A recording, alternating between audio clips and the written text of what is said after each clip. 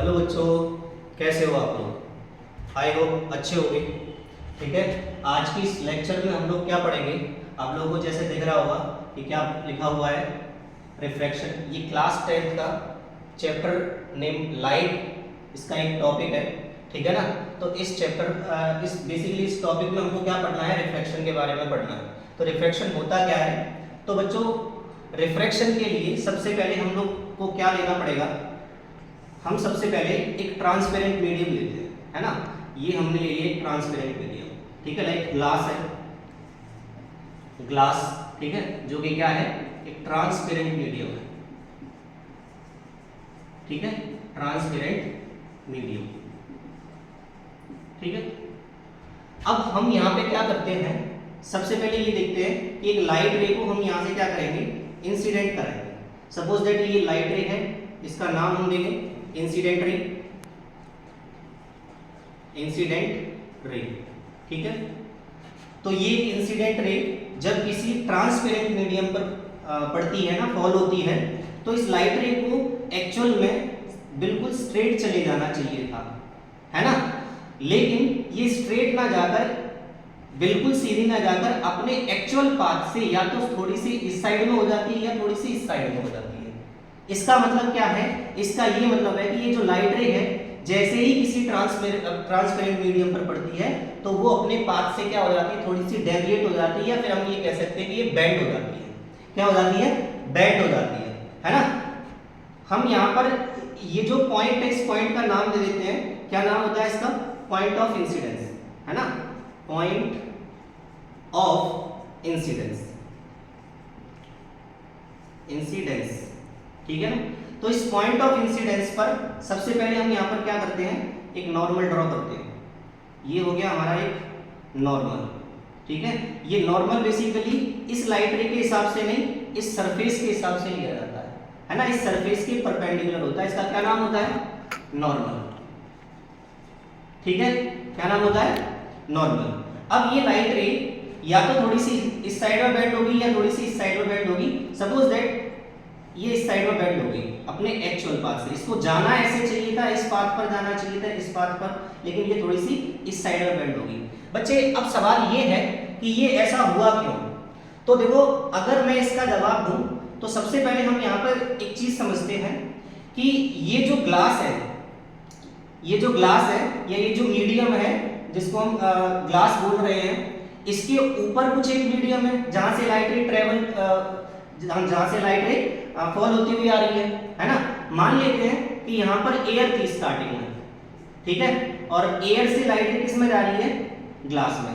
तो ध्यान रखना कि हर एक मीडियम का अपना एक रिफ्रैक्टिव इंडेक्स होता है। क्या होता है? Refractive index. तो हम इस मीडियम का रिफ्रैक्टिव इंडेक्स मान लेते हैं। मान लेते हैं कि इस मीडियम का रिफ्रैक्टिव इंडेक्स है μ1। क्या है? μ1। ये सिंबल होता है म्यू, ठीक है ना? रिफ्रैक्टिव इंडेक्स के लिए शो किया जाता है। और इसके नीचे ये जो मीडियम मान लेते हैं, ये जो ग्लास है, इसका मीडियम हम मान लेते हैं μ2। अभी मैंने क्या बताया कि ये जो म्यू है, म्यू, ये बेसिकली म्यू क्या है? Refractive index. ये क्या होता है बेसिकली? रिफ्रैक्टिव इंडेक्स, है ना? ये क्या होता है? अच्छा, इसको समझने के लिए सबसे पहले हमें क्या समझना पड़ेगा? एक टर्म समझना पड़ेगा। क्या नाम होता है उसका? Optical density.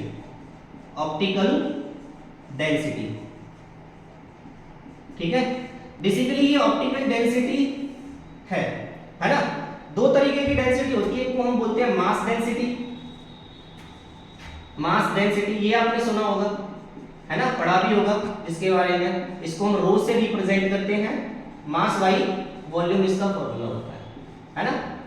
ध्यान रखना, ऑप्टिकल डेंसिटी ये वाली डेंसिटी नहीं है। ध्यान रखना, ऑप्टिकल डेंसिटी बेसिकली किससे रिलेट होती है? Related to speed of light. Speed of light, ठीक है ना?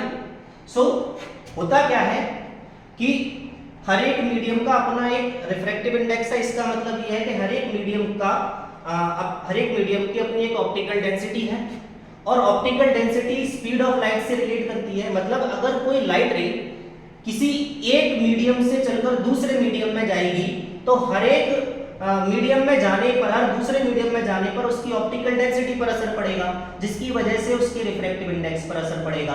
और अगर रिफ्रैक्टिव इंडेक्स या ऑप्टिकल डेंसिटी पर असर पड़ रहा है तो इसका क्या मतलब है कि स्पीड ऑफ लाइट पर भी असर पड़ेगा, है ना। समझ आ गई बात कि स्पीड ऑफ लाइट पर असर पड़ेगा। अच्छा, होता क्या है कि जिस मीडियम की ऑप्टिकल डेंसिटी जिस मीडियम की ज्यादा होती है, मोर होती है ना, और जिस मीडियम की ऑप्टिकल डेंसिटी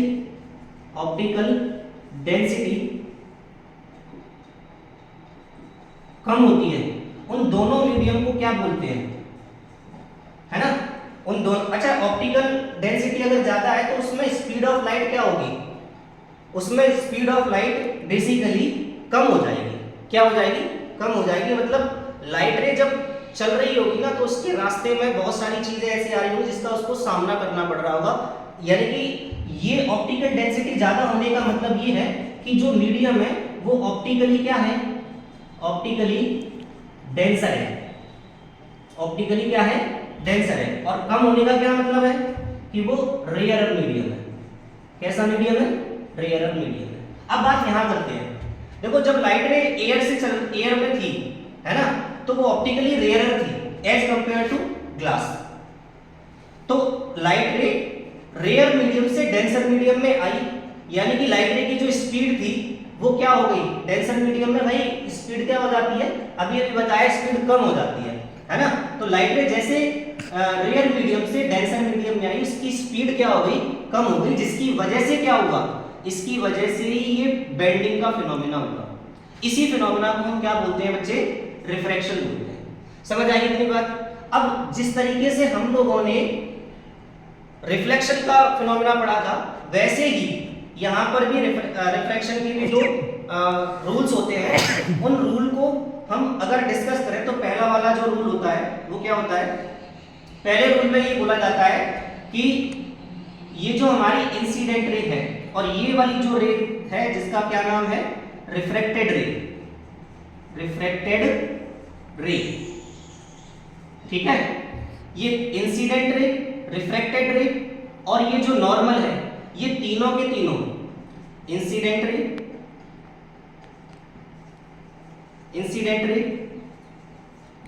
रिफ्रैक्टेड रे and normal all lie in the same plane, ठीक है। अच्छा, दूसरे नियम के लिए हमें क्या करना पड़ेगा, हमें थोड़ी सी बात है और यहाँ पे समझनी पड़ेगी। तो दूसरा वाला जो रूल है उसके लिए हम क्या समझते हैं कि जो इंसिडेंट रे है इसने नॉर्मल के साथ एक एंगल बनाया, इसका नाम हम देंगे एंगल ऑफ इंसिडेंस, एंगल आई से रिप्रेजेंट करेंगे इसको। दूसरा, ये जो रिफ्रैक्टेड रे है इसने नॉर्मल के साथ एक एंगल बनाया, इसका नाम हम देंगे एंगल ऑफ रिफ्रैक्शन, है ना। समझ आ रही बात। तो दूसरा रूल ये कहता है कि ये वाला जो एंगल है, एंगल ऑफ इंसिडेंस, इसका साइन फंक्शन डिवाइड बाई इसका साइन फंक्शन, मतलब इसका साइन फंक्शन की अगर हम बात करें तो साइन आई डिवाइड बाई इसके साइन फंक्शन की बात करें साइन आर, ये एक कांस्टेंट होता है ना। ये क्या होता है, कांस्टेंट होता है।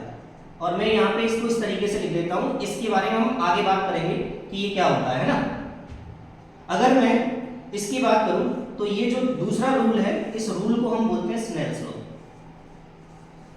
और इस पर बेस्ड काफी क्वेश्चन बनते हैं बोर्ड्स में,